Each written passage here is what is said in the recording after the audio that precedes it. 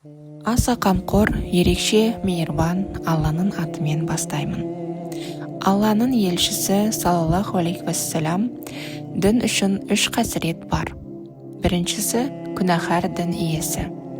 Екіншісі әділетсіз басшы, бас кесер.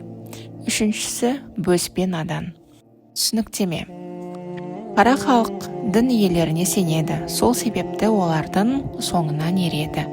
Ал дін иелері адал болмаса, олар халықты да адастырады, Алланың ақ жолынан да тайдырады.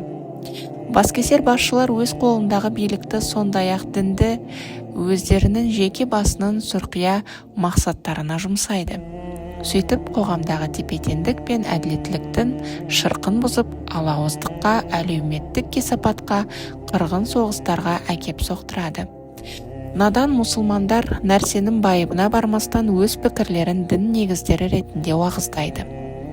Кеуде соғып өз ойларын қорғайды, өзгелерді алжастырып, қауым ішінде бей-берекеттік тудырады. Сондықтан да аталған 3 қасіретті топты пайғамбар саллаллаху алейхи вассалам ислам дініне аса қауіпті деп есептейді. Бұлардан кейін барып кәпірлерді, құдайсыздарды, тағы басқаларды атайды.